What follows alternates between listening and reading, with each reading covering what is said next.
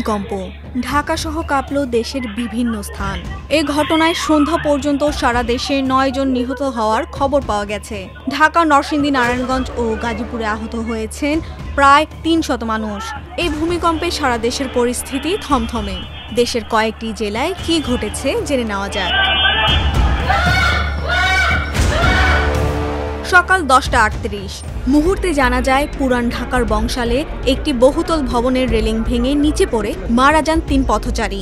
খবর পেয়ে ফায়ার সার্ভিসের কর্মীরা দ্রুত পুরান ঢাকার বিভিন্ন এলাকায় উদ্ধার তৎপরতা শুরু করেন। পুরান ঢাকার বেশ কয়েকটি এলাকায় ভূমিকম্পে বেশ কিছু ভবন ক্ষতিগ্রস্ত হয়।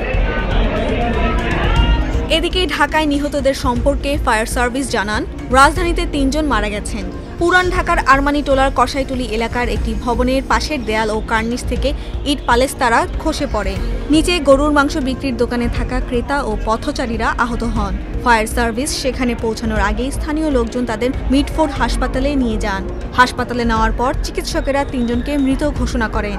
আরও জানা যায়, ঢাকা বিশ্ববিদ্যালয়ের হলের ভবন থেকে লাফ দিয়ে গুরুতর আহত হয়েছেন অন্তত 4 শিক্ষার্থী। সব মিলিয়ে ঢাকা বিশ্ববিদ্যালয়ের অন্তত 10 শিক্ষার্থীর আহত হওয়ার খবর পাওয়া গেছে। কয়েকজন হাসপাতালে ভর্তি হয়েছেন।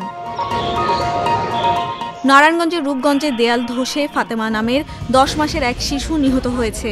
এ সময় শিশুটির মা কুলসুম বেগম সহ 2 জন আহত হন। ভূমিকম্পের সময় সকাল 10:38 উপজেলার গোলাকান্দাইল ইউনিয়নের ইসলামবাগ 5 নম্বর ক্যানেল এলাকায় এ ঘটনা ঘটে। বাংলাদেশের আবহাওয়া অধিদপ্তরের তথ্য মতে শুক্রবারের ভূমিকম্পের মাত্রা ছিল 5.7। এর উৎপত্তিস্থল নরসিংদীর মাধবদী। নরসিংদীতে ভূমিকম্পের সময় একটি একতলা ভবনের ছাদ ধসে 2 শিশু সহ 3 জন গুরুতর আহত হয়েছেন। নরসিংদী জেলা প্রশাসনের সন্ধ্যা 6টা পর্যন্ত দেওয়া তথ্য বলছে, এ ভূমিকম্পের ঘটনায় আহত হয়েছে শতাধিক মানুষ এবং নিহত হয়েছে 5 জন।